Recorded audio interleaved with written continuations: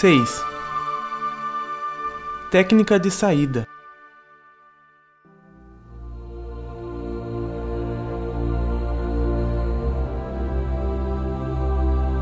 Para sair da matéria, você tem que dominá-la, e este domínio se consegue desta maneira. Primeiro você faz um trabalho respiratório, depois um outro para desenvolver glândulas dentro da sua cabeça, e um outro para ativar áreas do seu cérebro que estão inativas por causa de um acidente que houve no seu sistema solar. Como fazer este trabalho respiratório? Perguntei-lhe. Ele então me explicou que eu deveria levantar os braços até a altura dos ombros, inspirando.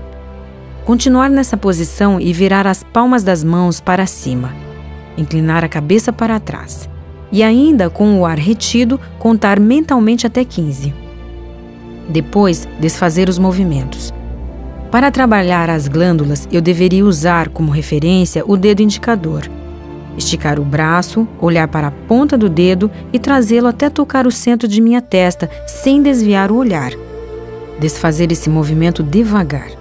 Para o cérebro, eu teria que me deitar, fechar os olhos e, sem pensar em nada, construir formas numéricas regressivamente.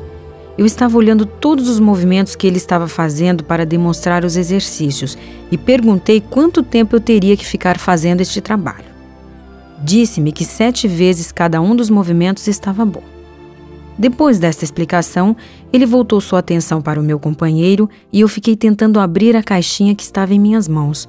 Foi naquele momento que tive mais uma surpresa. De uma porta que ficava por trás de onde eu estava sentada, saiu uma mulher, também morena, com cabelos negros e compridos até a altura do busto, trazendo em suas mãos uma bandeja quadrada com 4 copos. Foi entrando na sala, veio em nossa direção, deu uma parada, olhou-nos e cumprimentou-nos com um gesto de cabeça. Eu e meu companheiro respondemos com o mesmo gesto. A seguir, ela foi para junto de Carran e entregou-lhe um dos copos e uma espécie de pão redondo, fazendo a mesma coisa com o outro rapaz. Eles falaram alguma coisa entre si. E pelos movimentos que a moça fazia com a cabeça, pareceu-me que ela estava respondendo afirmativamente ao que Carran lhe estava dizendo. A seguir, depois de servi-los, ela caminhou na direção do meu companheiro e entregou-lhe um dos copos e um pão ou algo parecido. Depois também para mim, deu um copo e um pão. Fiquei momentaneamente indecisa, não sabia se comia ou não, mas finalmente todos começaram a comer e eu, como já havia dito que estava com fome, não tive outra escolha senão comer também. Carran e seu companheiro comiam com muita disposição, parecendo-me que estavam achando uma delícia. Mas eu não estava gostando. O líquido à primeira vista parecia ser água, da mesma cor, mas quando o coloquei na boca, senti que não era. O sabor era totalmente diferente. Parecia um óleo fino, mas tinha gosto de sal, açúcar, bicarbonato, era ácido e amargo. Lembrava-me um pouco o soro, esse que a gente toma oralmente no hospital. Quanto ao pão, era muito fofo e não tinha gosto de nada. Não preciso dizer quanto tempo demorei para comer. Enquanto eu comia, fui observando também aquela moça. Era uma perfeição de mulher e muito parecida com as demais pessoas que eu já tinha visto ali. Tinha os mesmos olhos verdes, a mesma cor de pele, mas o corpo e o rosto muito femininos. A roupa que ela estava usando também era igual a deles. Parei um pouco olhando seus cabelos e lembrei-me de que eu estava careca, pois tinha raspado minha cabeça na véspera da viagem. Na confusão do nosso sequestro, eu tinha me esquecido desse detalhe. Quando me dei conta, fiquei acanhada. Olhando a pele dela tão limpa e tão suave, lembrei-me que tinha chorado muito e que provavelmente meu rosto deveria estar sujo por causa da maquiagem que eu tinha feito antes de sair para viajar. Confesso que fiquei um pouco perturbada. Mas logo minha atenção se voltou para os copos que estávamos usando. Eram compridos e diferentes dos nossos, pois não eram de vidro, nem eram transparentes, mas eram de um metal dourado. Também haviam neles traços de medidas. A bandeja era prateada, muito bonita, parecia-se com a mesma cor prateada das paredes daquela sala. Enquanto comíamos, aquela moça permaneceu de pé, conversando com os 2 rapazes no seu próprio idioma.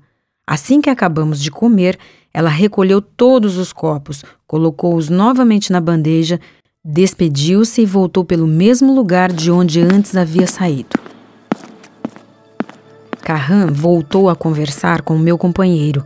Esta conversa não foi muito longa, porque naquele momento eu comecei a sentir sono. Era um sono diferente, porque eu estava tendo a sensação de que tudo em minha volta estava desaparecendo para logo depois sentir-me bem novamente. Tive medo, por isso pedi licença para falar com o meu companheiro, dizendo-lhe que eu não estava me sentindo muito bem. Ele, a seguir, perguntou a Carran se estava acontecendo alguma coisa de anormal comigo.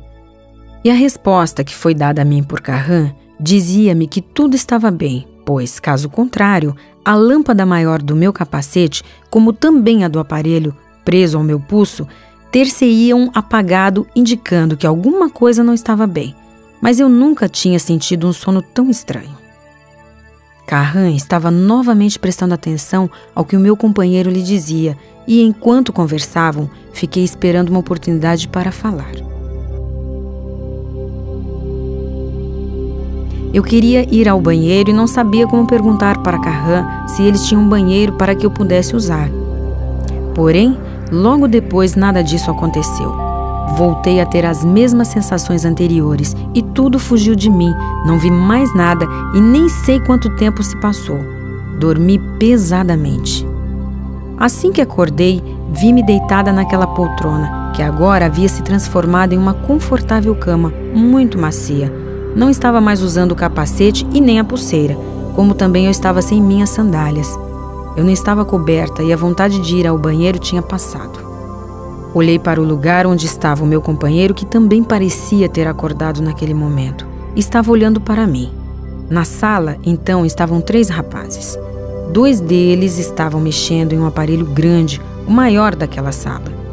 Um deles estava próximo a um outro aparelho que ficava logo abaixo daquele aparelho redondo já mencionado.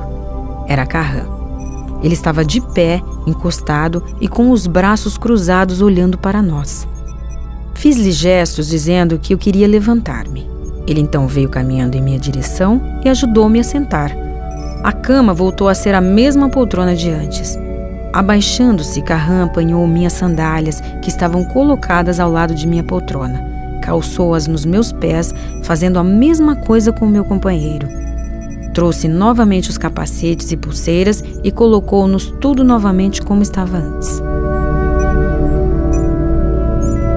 Quando recomeçamos nossa conversa, ele perguntou-me se tudo estava bem comigo. Disse-lhe que sim e perguntei-lhe quanto tempo havíamos dormido. Tivemos então o seguinte diálogo. Dormiram o tempo necessário para que a matéria se restabelecesse. Pediu-me licença e voltou sua atenção para o meu companheiro. Enquanto eu esperava, fiquei ouvindo meu companheiro falar sobre a Bíblia para Carran. Ele estava explicando a Carran sobre o poder que Deus exerce sobre o homem e também sobre a necessidade que temos de obedecê-lo para não irmos para o inferno. Quando tive oportunidade para falar, fiz esta pergunta. Carran, Satanás também perturba o seu mundo?